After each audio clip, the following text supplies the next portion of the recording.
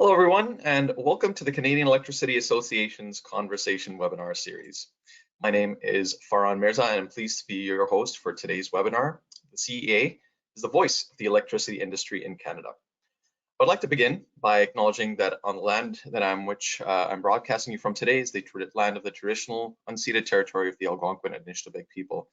The Algonquin peoples have lived on this land since time immemorial, and I'm grateful to have the opportunity to be present in this territory. I would also like to recognize Canada as the land of the First Peoples, Inuit and Métis. I would like to pay homage to the Indigenous peoples past, present, and future that continue to work, educate, and contribute to the strength of our country. I'd like to recognize that the land is shared through historic treaties, developed through contemporary treaties, and one that continues to be unceded territory. The Conversation series features presentations from CEA's corporate partners, and the series will highlight a variety of Canadian and international solutions to current and future challenges faced by our industry. Working with CEA's corporate partners, these webinars have been developed to be of specific interest to those working in the electric utility space, from generation through to the customer. For a list of upcoming sessions, check out CEA's website at www.electricity.ca. Before we get going, there are a few housekeeping items I'd like to go over. Our session today is scheduled to run from 1 to 2 p.m. Eastern Standard Time. Questions can be asked, and we would encourage you to do so as they come to mind by typing them into your chat function, the questions function on your screen to your right. They will be asked at the end of the presentation as time permits. And a brief survey will be sent to webinar participants following the session today. We'd very much appreciate your candid feedback and are very interested in hearing about topics you'd like to have included in the series in the future. Please keep an eye out for future webinars and events through CEA's monthly newsletter, Current Affairs. With over 6,000 subscribers, Current Affairs, much like the national newspaper, is the place to go for Canadian industry news as we connect the national value chain from generation through to the customer. If you'd like to receive Current Affairs, you can subscribe to this free publication, again, by visiting CEA's website at electricity.ca. Today on the Conversation series, I'd like to welcome M&P, who will be presenting on cyber risk assessments after an incident, building cyber resilience and defensibility while transitioning to a more secure environment. This webinar will focus on a specific cyber incident similar to the current refinery attacks, what the actions organizations with ICS OT systems should follow during an incident.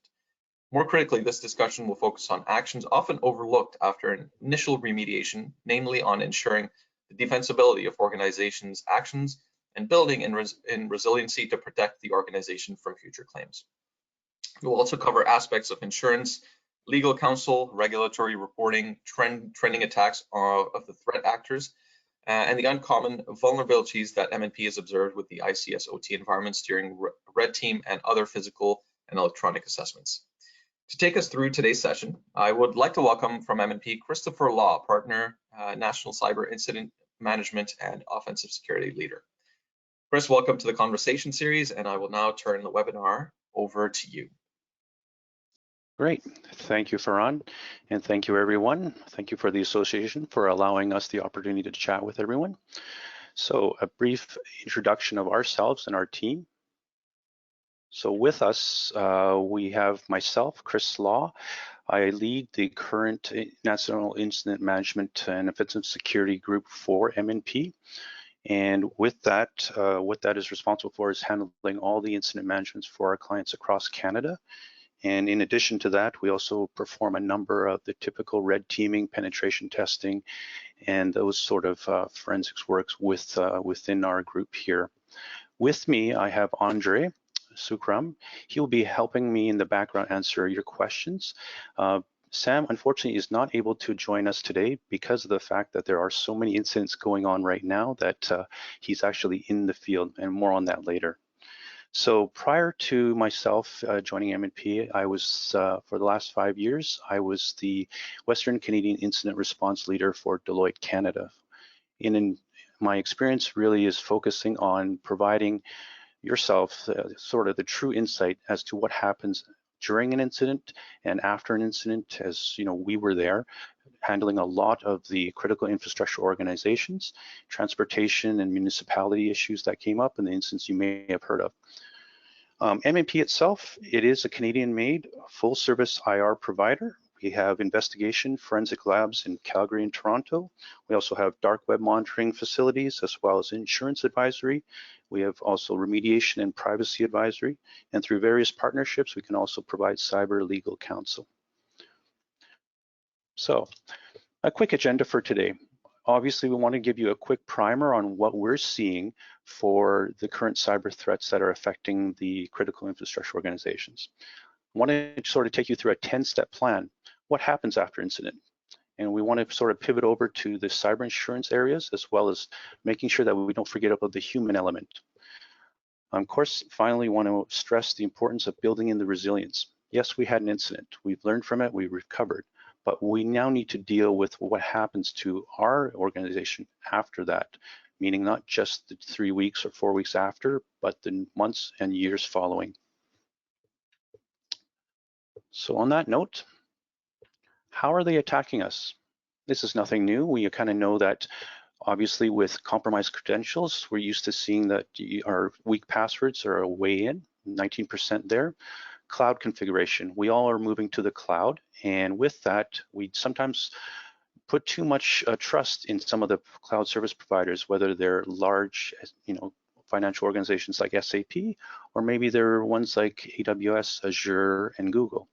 We need to know that, yes, they do provide a level of security. However, we also must be cognizant that we must actually look at our own sandbox within the cloud and perform the actual security configurations necessary to protect ourselves from everyone else. Of course, you see phishing there is still a very large percentage of the attacks. And then with our incident or infrastructure organizations, we notice that physical security compromise is, of course, the next up. A note on that, we often see that when we are testing, when we're performing red team exercises against oil and gas, natural resource and electrical companies and hydro, we almost hit a 99% success rate with physical security. So we'll chat about that following. So ransomware is still here. We know that. We hear it every day in the news. You'd be surprised that, okay, is it everyone? Is everyone taking advantage of these organizations? Or is it the teenager in the US or overseas? It's actually what the experts say, that it's actually 6 operations that account for 84% of these attacks. But we'll discuss how that actually happens in the next slide. But more importantly, what we're obviously seeing is not only are they attacking and trying to stifle the organization, but what they're also doing is putting in more malware and more ransomware so that they can continually attack our systems. I'll elaborate on that further. So who, when, and why are they attacking us? As you know, there's obviously a number, thousands of solo threat actors. What they're doing is they're taking advantage of various weaknesses throughout an organization. Of course, they're attacking, the critical infrastructure, all the transportation companies, oil and gas, as I mentioned. But are they actually the ones performing the rest of the attack? The answer is no. What they're doing is they're taking advantage and spreading their wings to see if the entire threat surface that's available. Once they get access to an organization, they keep it, they store it, they say, okay, let's make sure that we have access continually.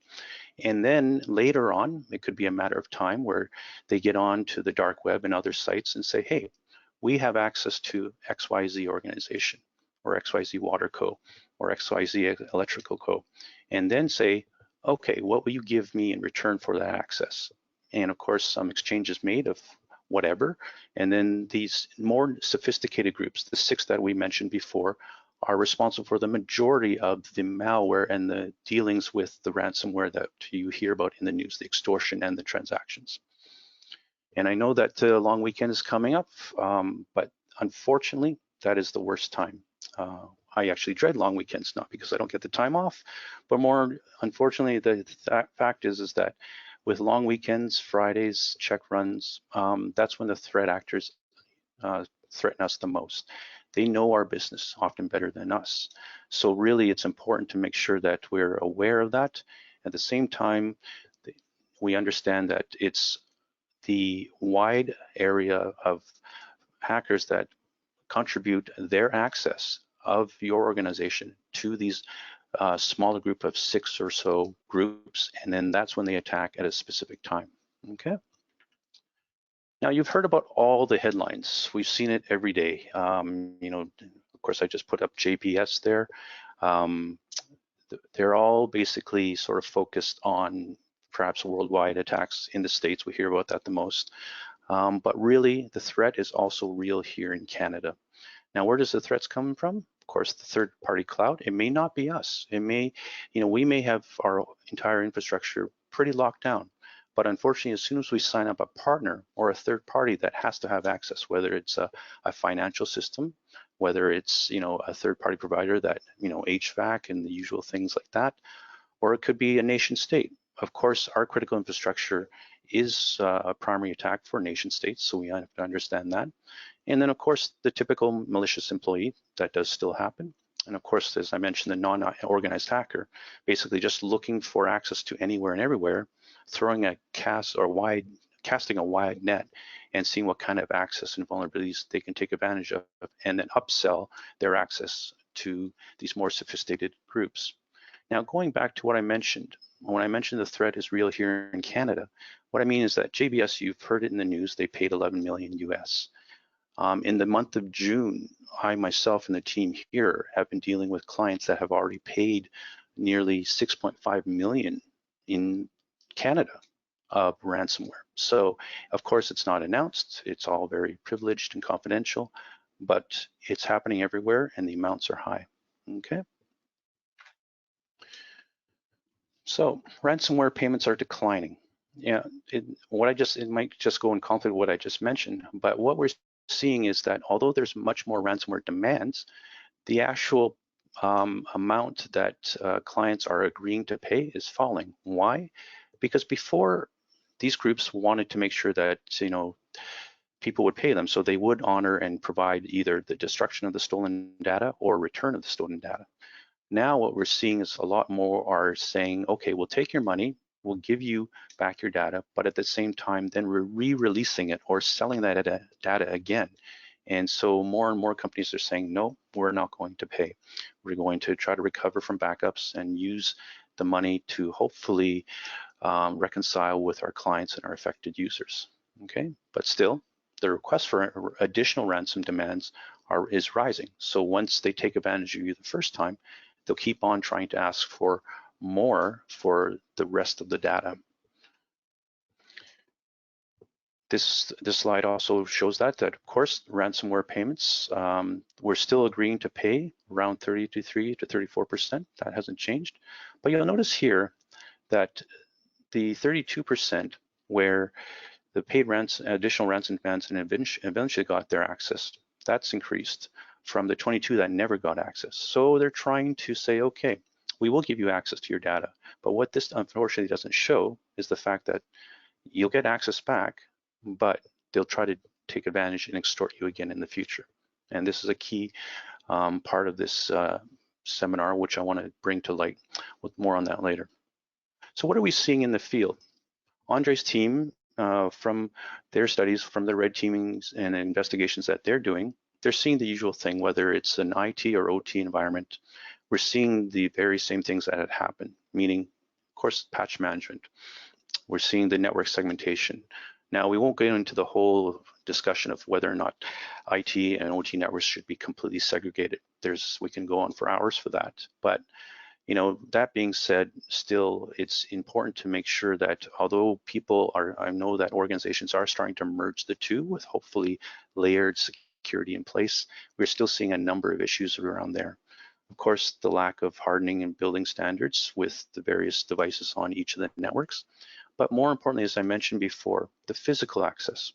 When we are tasked to attack ethically, or oil and gas or some critical infrastructure organization, what do? Yes, we do the digital route, we do the electronic attacks, but 9 times out of 10, our greatest success rate has always been the physical access.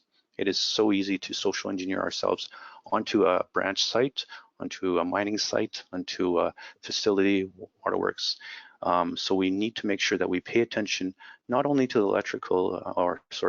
the electronic access through the internet and portals and VPNs, but more importantly, the physical access, making sure that we train our staff to address and approach folks that they don't recognize.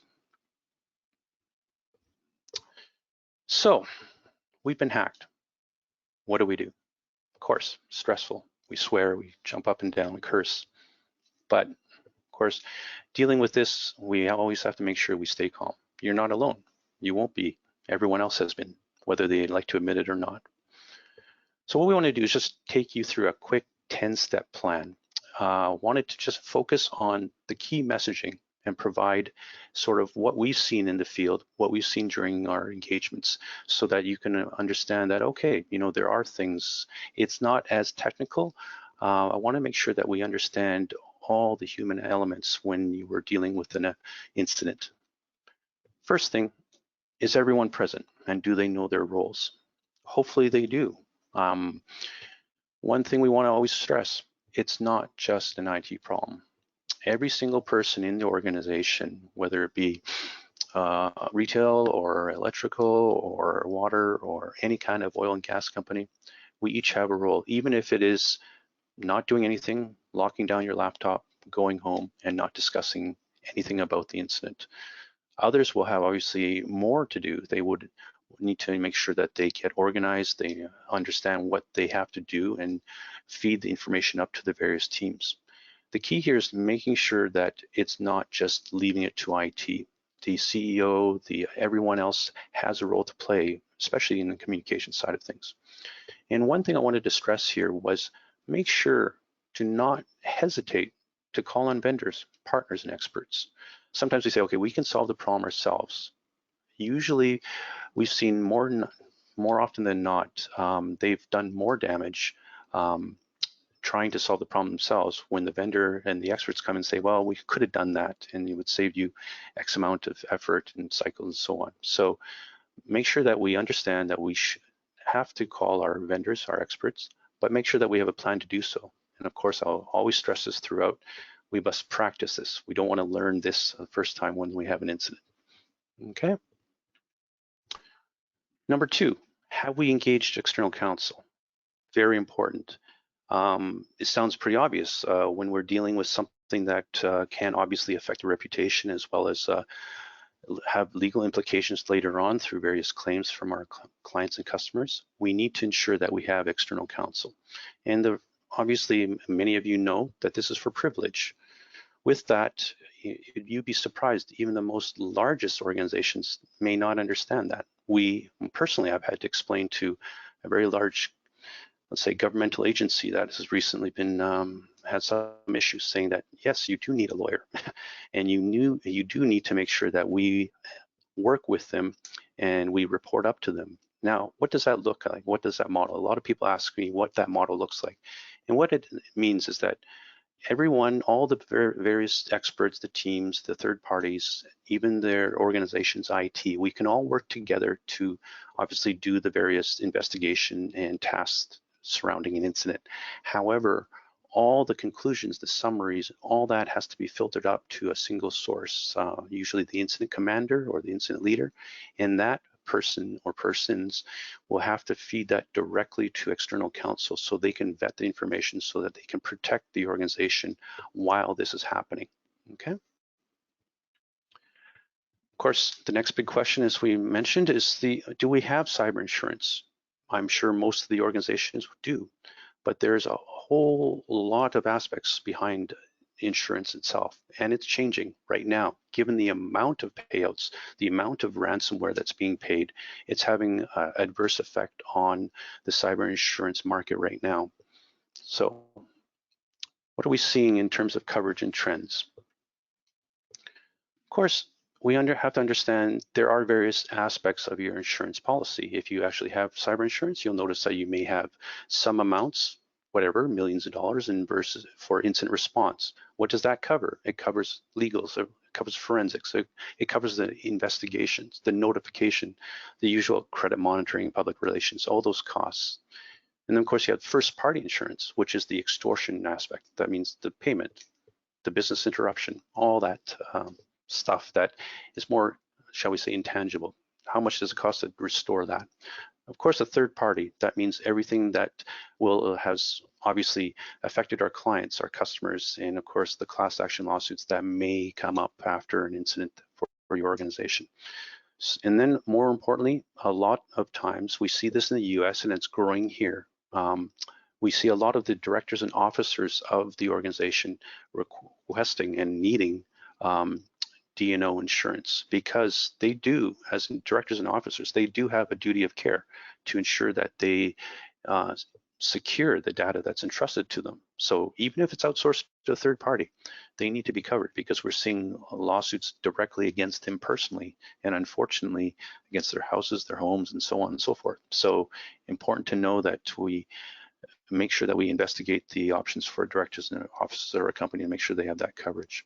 So as I mentioned before, we see that coverage is expanding, but we're noticing a huge, obviously, decrease in profitability of the insurer because of the amount of payoffs, right? And so what's happening now, I've just heard that certain times, or even as July 1st, there may be so many changes where if you don't already have cyber insurance, it'll be very, very difficult to get it. Why? Because of the amount of, as I mentioned, ransomware payments. The initial requirements to have that cyber insurance provider added or addendum to your current policy will become very onerous.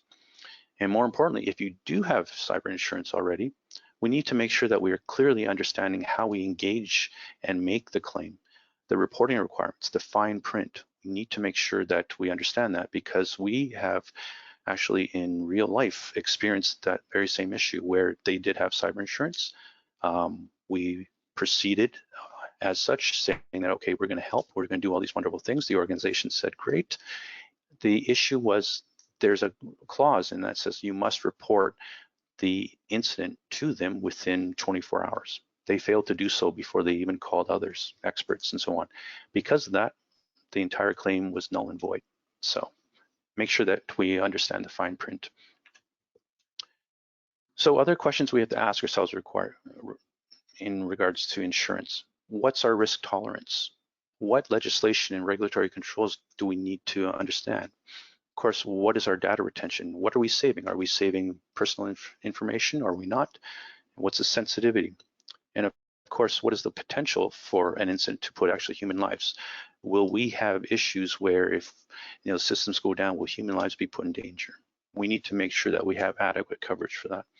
And of course, finally, that all filters down into making sure that our insurance program fits. There is a number, there could be a webinar, a complete session of 1 hour in itself, just discussing whether or not you should have cyber insurance and what other organizations. There are a growing number of organizations are not purchasing insurance. They would much rather spend that on improving their overall security posture in other ways. So going back to our step-by-step plan, this is key. Number 4 is establishing communication protocols. As I mentioned, it's important that we know, we obviously have updates. We ensure that we issue directives, and we make sure that we communicate regularly to the various parties. There's a whole protocol behind that, yes. But what I wanted to bring to light is one simple thing. For instance, when I am leading an incident and I say, okay, I need a backup logs of from this time to this time off this server or this system. Sounds simple enough, right? So sure, we can email that, or we can, make that as a task item. Unfortunately, what may happen is your team may just say, okay, the IT team may say, oh, great, okay, fine. And then they add the editorial, they add the comments. They say, okay, well, it looks like, M&P wants our logs. It looks like we won't be able to go home this weekend. We have to stay here all night because, so-and-so, he didn't run the backup, and here we are. Now that was maybe done through email, maybe that was done through a recorded conference bridge. What happens in a situation that could become public record, and that shows negligence. So we need to make sure that as we step through an incident, we need to make sure that we don't add the editorial, we don't add the, the commentary. We just say, that's what you need, here it is. We don't have this because this, the logs were overwritten. That's fine, just leave it at that. We need to make sure that we train our staff and we train everyone to not talk about the incident And if we need to talk about it with third parties or media and all that, it's done through a very established protocol, okay? Of course, if we don't, the damages through litigation can be tremendous. So here I want to do is talk about the specialized teams. Now, as you probably imagine, there's a number of different things you've seen from other organizations say, okay, what do you need to do? You need to have all these wonderful frameworks. You have to do secure, detect, investigate, and all that. That's fine. Yes, we know that's what we're supposed to do. But really what I wanted to demonstrate to you or illustrate to you is exactly what kind of teams are actually deployed when we're dealing with a severe or critical incident. Of course, the incident leadership team, it's to educate the board executives on threat actors, what's happening, ramifications of making payment, all that usual stuff, the crown jewels. Liaise with the crisis management if there's BCP issues, counsel and law. So the containment team, it could be a separate team, and their only focus is to gain as much visibility to the entire environment to make sure that we can contain the malware or the issue. We need to aggregate and we need to look through and install agents so that we can have that visibility so we can contain the situation. Is the malware still running rampant? Are we still having external threat actors being able to access our environment at will? We have a team that's focusing on that to make sure that we don't see any new indicators of compromise. Of course, then we have the malware team. It could be a separate team, and what they do is simply focus on the malware itself. Hopefully, usually, in most cases, we have a copy of it. We know what it's doing. We focus on analyzing that and making sure that we understand exactly what it does, what it says it does. We can't rely on third parties or the internet to say, oh, we have this type of virus, right? We expect this. We need to make sure that's the variant that we have. More importantly, we have the root cause team. This is very important to ensure that we understand exactly what the threat actor did, how they got in there, what they collected, and ensure that we keep that data and follow the chain of custody, because we may need that for future legal engagements, okay? Of course, data exfil, the forensics team. Has data been stolen? Have they removed or copied sensitive data? We need to understand how much as best we can to make sure that we can defend. As I mentioned, this entire seminar is focused on defending ourselves against the future potential litigation and reputational issues, okay? And of course, the documentation team. We got to remember we document all our actions, our decision points. There's also a seventh team, that is IT. And what are they responsible for? Well, they have to remediate and bring back all the systems back online. So we can't forget about them. One thing we've learned is making sure that we are deliberate with our actions. In the heat of the moment, everybody's racing around doing whatever they can, and it's stressful. And we're trying to do the best and bring back all the systems as quickly as possible. Quite often, when we have to decide on a specific, action to do, for instance, the threat actor is still in our environment, we don't know what to do. You know what? We are going to have to shut down the internet throughout our entire organization. So unfortunately, sometimes that decision is so big that we spend days deliberating. Oh, it's going to take this system down. It's going to take that system down. Well, we can't do that. And so we need to make sure that we have a very, key and very succinct decision-making process. So then we say, yes, we need to cut this down. We are being breached, so we're going to turn it off. So turn it off now. Well, that's fine. Now we made that decision. Unfortunately, we sometimes forget with a very large organization, we may have different access, different internet access points. So we must validate that we've actually turned it off, because we've unfortunately spent another week or so saying, what's still happening? Why are they still? Oh, that facility way out in the middle of nowhere, they had that one ISP that is sort of a custom ISP, and they bring in the internet that way. We forgot to shut that down. We need to validate our actions, okay? Keep it simple. Makes sense.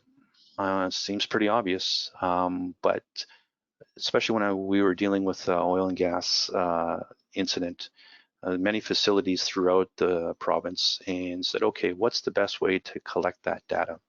So part of the network was down, so the team was thinking of all these wondrous ways to bring up a new cloud and then copy the information up that way and things like that. And then it's like, okay, well, how long is that going to take? And it's going to take days. So really, what was the best way? get someone to drive. I know it sounds onerous, it sounds huge. Yes, the person was on the road 18 hours a day, unfortunately, but we basically deployed a number of drivers to go and collect the hard drives from each and every site and drive them back to the corporate office. It's, let's not overthink this, right? Let's not try to create a bigger problem. Let's just keep it simple. Let's just drive over there, pick up the data and come back. At the same time, in a more, perhaps another illustration is the fact that we can just look at, going down to London Drugs or somewhere to buy a hard drive, copy the data, rather than try to spin up a new VM to store the logs that we need to analyze, okay? Number 8, document, record, organize, store, archive, and document, rinse and repeat. Very important.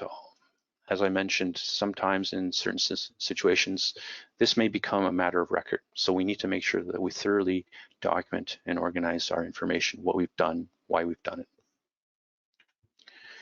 And number 9, this is a very key. I've noticed this over the years, especially after doing numerous incidents. It's a growing concern. Ransomware and all these type of incidents, they're happening every day. It's taking a toll on the organization. People are stressed, right? So unfortunately, it's part of business. We know that it's going to happen, and we may be still dealing with an incident that happened 2 years ago. It is what it is, right? So we need to make sure that we understand that it's a marathon, not a sprint. So we need to make sure that we take care of our people. So just to illustrate this further, people just think, okay, we had an incident, it lasts the weekend, or it's a really stressful week or two. That's true for the initial portion, but quite often, a number of our incidents, over 100 of them, we're still dealing with the business recovery phase, as you can see there. It could last months, if not years, right? And so we just need to make sure that everyone is understanding of that. So we'll pivot over just to the human element, as I mentioned. Everybody wants to help out.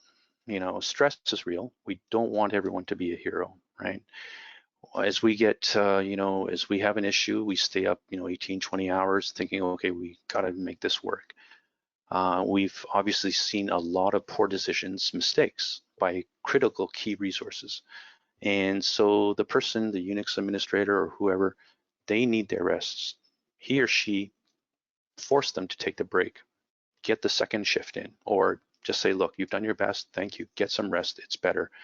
Trust me, it's not, timing is everything, yes, but really, when you offset it by potential mistakes or overwriting of logs, it's not worth the risk. Make sure that they get their rest. Another thing is we often ignore the root cause. Sometimes and often we know who caused the issue. Maybe the person clicked on something. And of course we race around doing all to solve the problem, but we forget about the poor person who clicked on that. He or she may feel very guilty. And we've seen a lot of unfortunate situations where they quit, they resign, they have issues, they sue, they seek legal action against the company because they felt ostracized. We need to make sure that we have a plan to protect and support the person. We're all human, we all make mistakes, okay? So growing concern for the mental stress, as I mentioned. The executives, the leadership should not always focus on the clients and public. They know that they have to deal with the clients. It's part of business. And of course, getting the right message out to the public. But we need to, some of the better the better incidents that we've done is that where the executive management focuses on the employees and says, we're all in this together. We are here to support you, not to forget the team, the staff themselves, okay? This is one that I want to stress too, especially with the group of, the association here. When we have an incident, your competitor or your industry colleagues, they are a huge source of support, resources, wealth of information. Why? More than likely, you all have similar systems. You all can help.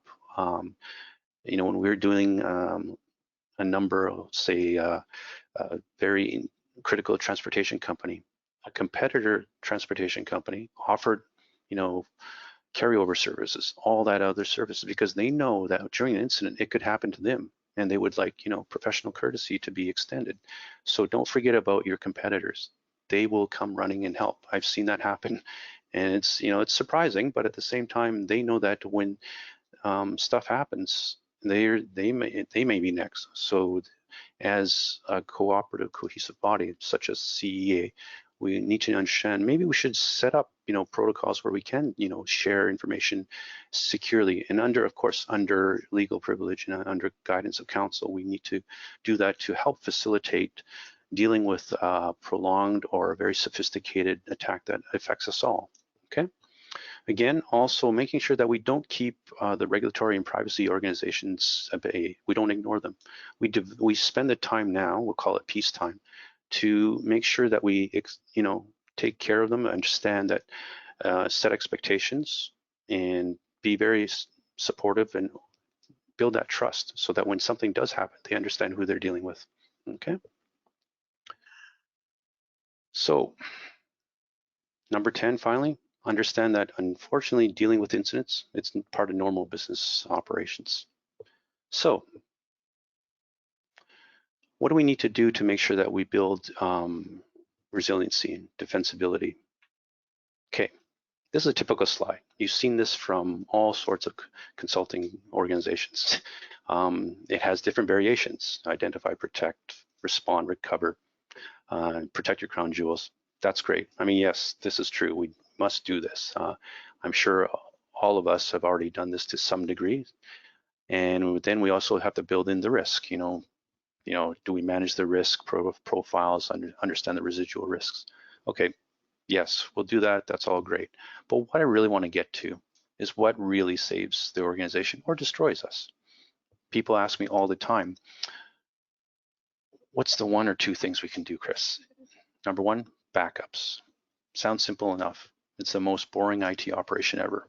We understand that, but making sure that we back up not everything, but our critical data, understanding what that critical data is, right?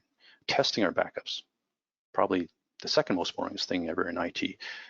And then making sure that they're clean. And of course, having offline copies. So many times that our backup systems where you back them up to the cloud, that gets encrypted or something. So got to make sure that we understand, how we can back that up, making sure that we have a good backup process in place. Logs, again, very boring. There's lots of them. We sometimes rush to bring up a system and we don't look at what kind of logs it's giving out.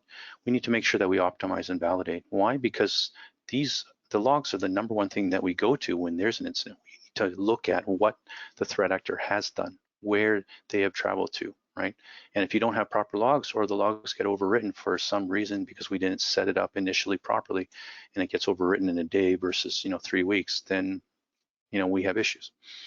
And then of course all the other things, which is monitoring, practicing our incident preparedness. We do a lot of tabletop exercises, we do a lot of drills and things, but unfortunately we tend to find that most companies do more fire drills and business or building evacuation drills than cyber drills. Yet cyber incidents are going to be much more frequent than your office burning down.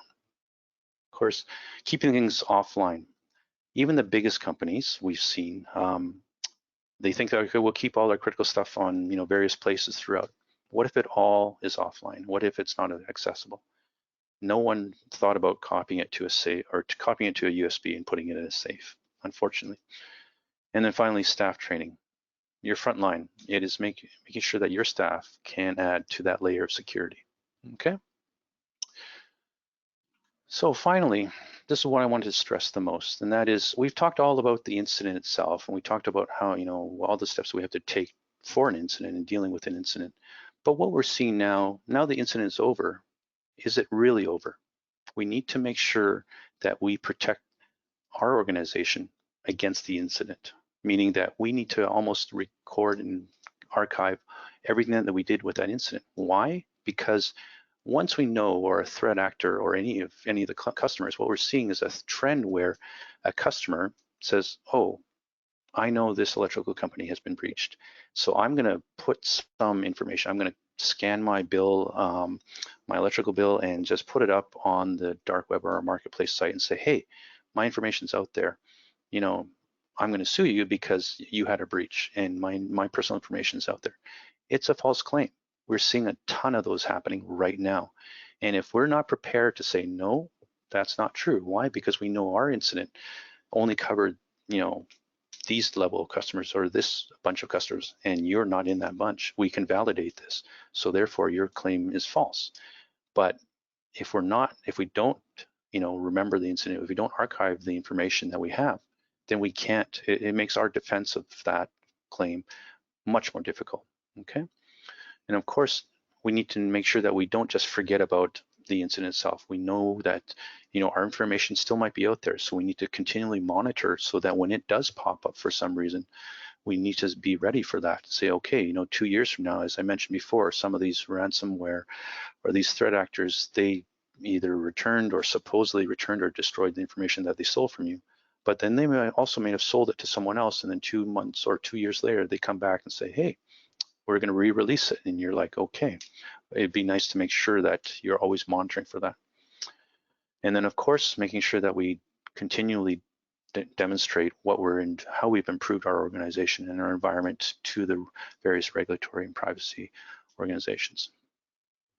Okay, on that note, I think we have just about 4 minutes left, 5 minutes left. So wanted to thank the CEA for allowing us this opportunity to quickly give you sort of a crash course, what happens after an incident and building some defensibility tactics. And just wanted to know, I guess from there, we'll go over to questions and answers, Q&A. Perfect. Thank you very much, Chris, for that great overview and insight on cybersecurity. So I'd like to request the audience to type in any questions that you might have for Chris, and I believe Andre's on the call as well, so you can jump in and answer any questions. To start off the discussion, perhaps, Chris, I can ask you a couple of questions. Firstly, maybe talk about cyber insurance. Is it worth it? Premiums are rising along with the requirements. Would the funds, better be spent elsewhere? Mm-hmm. Yeah, we're definitely seeing that because, as I mentioned, it's becoming more and more difficult to get cyber insurance, and obviously, the inherent cost is going up. So what I would suggest is working with your insurance provider, say, okay, we would like coverage in certain areas. Maybe you just need coverage in ransomware payments. You can get insurance specifically for that third party or something, and then focus the first party and or incident response money or funds that would go to that premium or rider to, your own efforts. At the same time, it's always important that if you do have cyber insurance, sit down with your incident responder, your legal counsel, and the insurer to say, okay, what happens if we have an incident? What do you expect? And make sure that it's clear so that you don't sort of default on a potential claim. And then also another tip is to make sure that you can work out how good you are. I mean, what level of maturity you are, so that you are a safer bet. So they can say, okay, we're not going to raise your rates. We're going to basically say that, yes, you've done all this work in securing your environment. We'll keep your rates the same. So, yeah. Okay. Excellent, thank you. Next, want to ask, many of our fellow colleagues in the industry use similar systems and processes to what you described. So how can we really protect ourselves against a coordinated attack? We obviously cannot change our critical infrastructure overnight. So how do we deal with reports that large percentages of our organizations are vulnerable to the same threats? Yeah, I think using the CEA as a vehicle for this, given all the various members, and I know they're taking a quick look, there might be a lot of complementary systems. So I think with, I'm not trying to put CEA on the spot, but I see a lot of organizations banding together and say, hey, we all have our Honeywell, we all have our Siemens, infrastructure. Let's approach Siemens as a group and say, hey, we're really worried about, what's going to happen if this happens, right? So can you come out and provide all of us that have your same system what we can do to prepare ourselves and work together as a group, a common unified voice to help drive that kind of response from the various critical ICS type systems. Excellent. That makes total sense. Again, I'll ask the audience if you have any questions, ask them through through the questions panel. While we're waiting for more questions to come in, Chris, is there anything else perhaps you'd like to touch on, or Andre, if you'd like to chime in as well on anything that you went over, or any thoughts that you'd like to leave the audience with today? I guess the one major thing is making sure that we practice. We don't wait for the incident to happen. It could happen this weekend. Touch wood, it won't. But it's the simplest thing. It's not something very sophisticated. It could just be anyone in your entire organization that clicks on one email, and then you won't know it. It might, and then 3 months later, crap hits the fan, right? So remember, it's always making sure that we have that plan together. And the worst time to develop that plan is when you actually, oh no, we have an incident, everything's encrypted. So taking the time, it's something that everyone is doing, and so you don't want to be left behind. And of course, second is, I can't stress enough, the usual logs and backups, but the first line of defense, people always ask me, what's the cheapest way? What's the most cost-effective way to defend myself and my organization? Is get your staff trained through online courses, what have you, classroom sessions. Force them to understand the technologies and what to do when they do something wrong. People will make mistakes, and so don't just ignore it or delete the email. Yeah, you clicked on it, great. You deleted it, great. Okay, now go tell IT that here's what I did. It's okay. It's a mistake, and it's better. The organization is better off for it.